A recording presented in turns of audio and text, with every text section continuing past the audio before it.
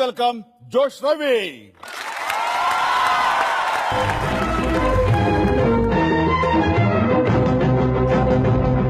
చిరంజీవా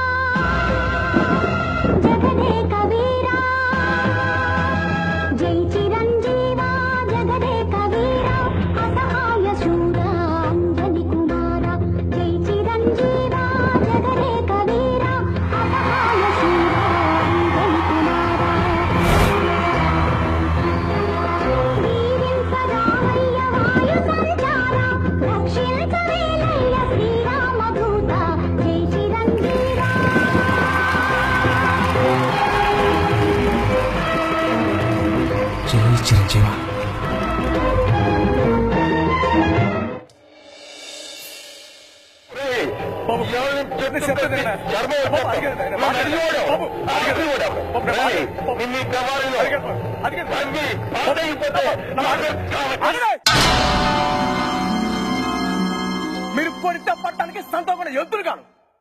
కట్టబడి పని చేస్తాను, చేసిన పని కూలి ఎత్తున్నాను. నన్ను పవర్లో తవి పాతేస్తున్నారా? నేను తలుసుకుంటే మీ పవర్లో మీ శ్రమ వెళ్తాను, మీ శ్రమ ఒలి చేయగలను. కాకపోతే తర్వాత మీ వాళ్ళు వస్తారు, నన్ను కొట్టి చంపేస్తారు.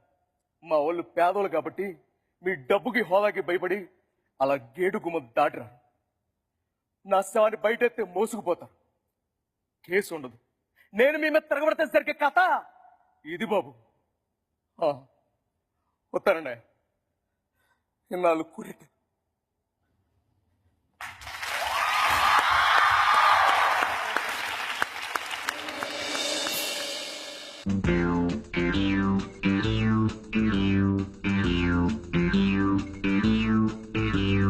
ఇదిగో పాండంగరా. No call me Pond, James pond.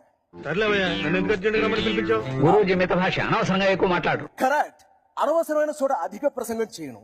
అవసరమైన చోట అణుబాంబు దగ్గర నుంచి అవకాయ దాకా అనర్గళంగా మాట్లాడగలను. కొన్ని అవసరమైన సందర్భాలు అనవసరంగాను, కొన్ని అనవసరమైన సందర్భాలు అవసరంగాను కనిపిస్తుంటాయి. ఏది అవసరమైందో ఏది అనవసరమైందో, అంటే దేనికి అవసరం ఉందో దేనికి అవసరం లేదు సూక్ష్మ బుద్ధితో గ్రహించి అవసరమైన చోట అవసరమైన ప్రసంగమే చేస్తాను తప్ప అనవసరమైన ప్రసంగం చేయను. మిత భాషని కదా. ప్రొసీడ్.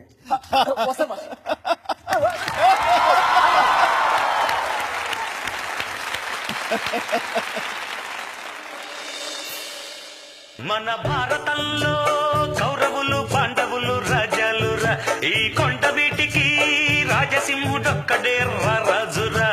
నా పేరే రాజు. మానవా, ఏం తింగరా? క్షుత్పాదు ఓపలేకున్నాను. నీ ఇంట నిక్కముగా అమృతము లేదా? అమృతమేనా? ఉంది. అక్కడ వంటగదిలో బోర్లించిన గిన్నుంది, దాని నిండా అమృతం ఉంది. పోయి తాగు. ఈ మానవునితో అచ్చిక పుచ్చికలాడి మజ్జిగ చేసుకుని అంగుళీయకము సంగ్రహించదను. మందేమైనా తాగి బాగా కిక్కెక్కిందా? తెక్కగా మాట్లాడుతున్నా.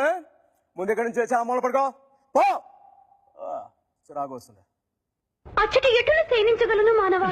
నీ వామహస్తమే. నువ్వు హస్తం తీస్తాడు పార్టీ గుర్తు గురించి మాట్లాడమటుకు నీ పాటలు ఓడదీస్తాను అనుకున్నావు. ముందు ఎక్కడి నుంచి పడుకోపో. కలకంటి కంట కన్నీరు నిండినను కనికరము లేదే ఈ కఠిన మానవ జాతికి. ఏమది? ఏమంటివి? నాకు కనికరము లేదా? ఎలా ఉండవాలే? నేనెవరను కూర్చుంటివి? పరమనిష్టాగరిష్ఠుడు, దుష్ట శిక్షకుడు, శిష్ట రక్షకుడు అయిన మారుతి మానసపుత్రుడను. అకుంఠిత భక్తి పరుడైన వాయునందని ప్రియ శిష్యుడను, పరమ భక్తుడను. నీ వాచాలత్వము చాలించి ఆ చాపను ఆశ్రయించి ఆ మూల సేనించి చుడుబుచ్చి, మనం కూడా చిన్నప్పుడు చాలా పౌరాణిక నాటకాలు ఆడాం. నటనలో మనకున్న బిరుదేమిటో తెలుసా? అది కాబట్టి మనతో పెట్టుకోవద్దు, కూసాలు కదిలిపోతాయి అనుకుంటున్నావా? పడుకోండి, పడుకో.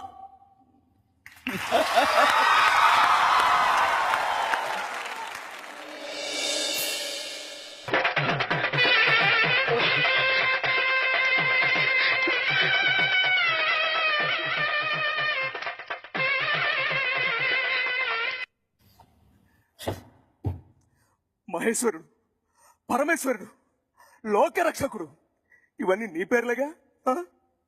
ఒక్క మంచి పని కూడా చేయలేని వాడివి నీకెందుకైనా మంచి పేరు? ఎందుకైనా పూజలో పునస్కారాలు? ఎందుకైనా గుళ్ళు గోపురాలు? చెప్పు చెప్పు, మాట్లాడు. ఎందుకంటే నువ్వు తప్పు చేసావు కాబట్టి. అసలు నువ్వు అంటూ ఉంటే కదా తప్పు చేయడానికైనా ఒప్పు చేయడానికైనా. నువ్వు ఉన్నావు అనుకోవడం మా పిచ్చి, మా ఎర్రి, మా భ్రమ. వద్దు, నువ్వు మా వచ్చి ఉండడానికి వెళ్ళలేదు, నువ్వు మా వచ్చి ఉండడానికి వెళ్ళలేదు. ఈ గోదాట్లో కలిసిపో, ఈ గోదాట్లో కరిగిపో. పో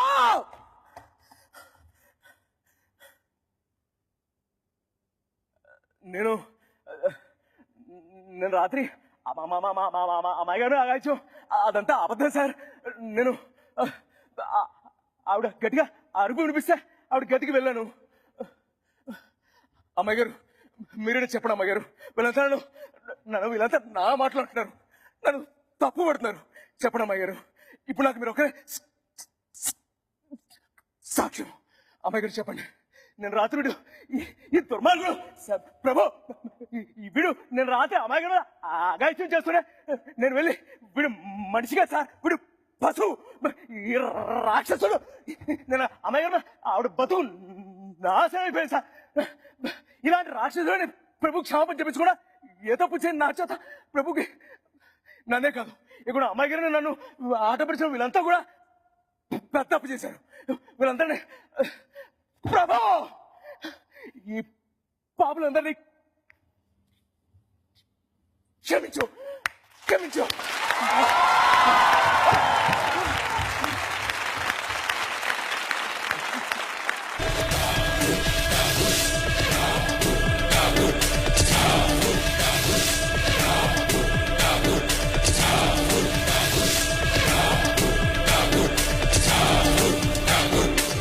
యువర్ ఆనర్, ముద్దాయి ఇష్యూని సైడ్ ట్రాక్ చేస్తున్నాడు.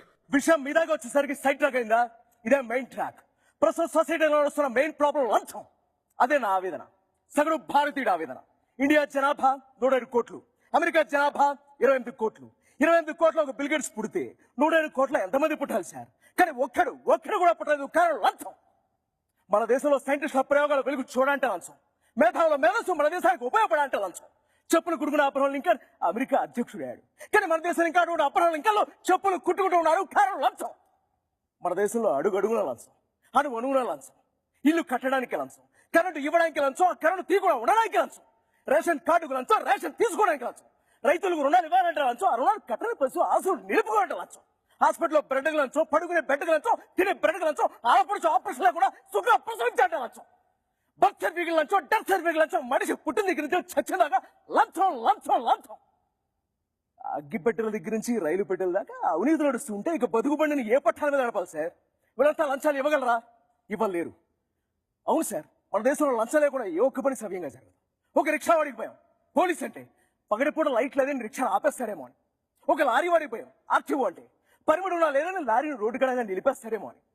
పిల్లలు కన్నా తల్లిదండ్రులకు భయం, కాన్వెంట్ చదువుతుంటే ఎల్కేజీ సరికి ఎంత డబ్బు గుంజేస్తారని. రిటైర్ అయిన వాడికి భయం, పెన్షన్ తీసుకోవాలంటే నువ్వు బతికే ఉన్నావు సర్టిఫికేట్ అడుగుతారని. ఒక రిక్షా వాడు, కూలీ, ఆటో డ్రైవర్ వీళ్ళంతా రోజు సంపాదించే సంపాదనలు సగం లంచగొండే తినేస్తే పెళ్ళాం బిడ్డలు ఏమని పోషిస్తారు సార్? అందుకే సార్ ఒక్క లంచగొండని చంపైనా 100 మంది లంచగొండలో భయం పుట్టించాలనుకున్నాను, పుట్టించాను.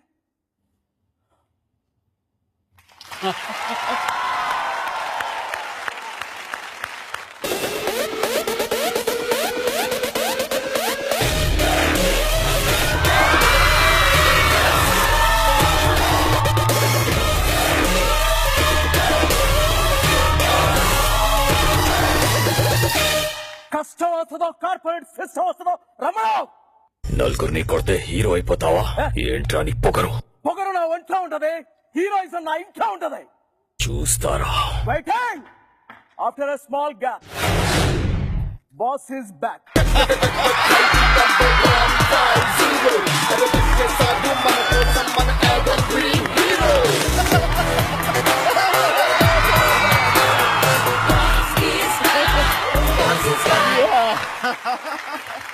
వండర్ఫుల్ వండర్ఫుల్ రవి, చాలా బాగుంది.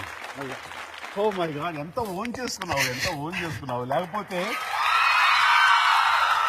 ఎప్పటి ప్రాణం ఖరీదు, ఎప్పటి ఖైదీ నెంబర్ 150, వేరియేషన్స్ అన్ని కూడా ఎక్కడ ఏమాత్రం అటు ఇటు కాకుండా ఆ టైంలో నేను ఎలాగైతే కనుక ట్రాన్స్ఫార్మ్ అవుతూ వచ్చానో, సంభాషణలు కానీ డైలాగులు కానీ డెలివరీ ఎలా ఉండేదో అవన్నీ కూడా అదే విధంగా మళ్ళీ నాకు గతాన్ని గుర్తు చేశారు రవి. Hats off. మనస్ఫూర్తిగా అభినందిస్తున్నాను. Great great. రవి, నీ గురించి మా రామ్ చరణ్ చెప్పాడు నాకు. ఏ కమాన్ ఎక్సైటెడ్. నా జీవితంలో ఇలాంటి సిచ్యువేషన్ వస్తారు colour.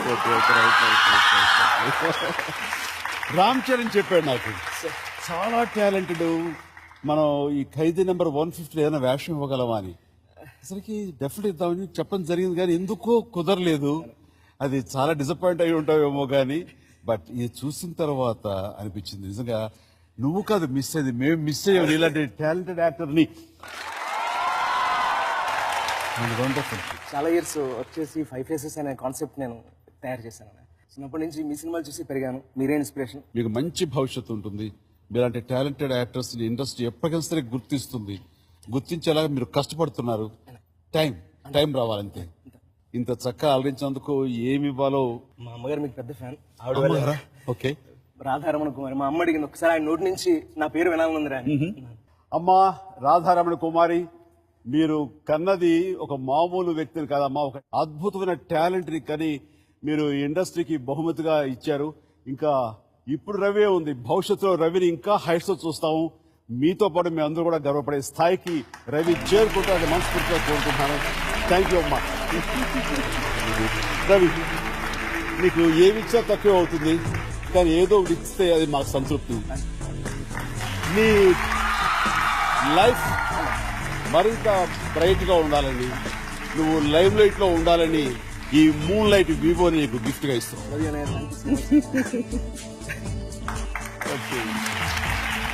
Right, thank you so much. బాగా ఆలోచించాము. ఫోటో మోగింది, మాకు కూడా సమయం అయిపోయింది. మమ్మల్ని అందరినీ ఆనందింపజేశావు నీ టాలెంట్ తోటి. మీకు థ్యాంక్స్ చెప్తున్నాం. Please go.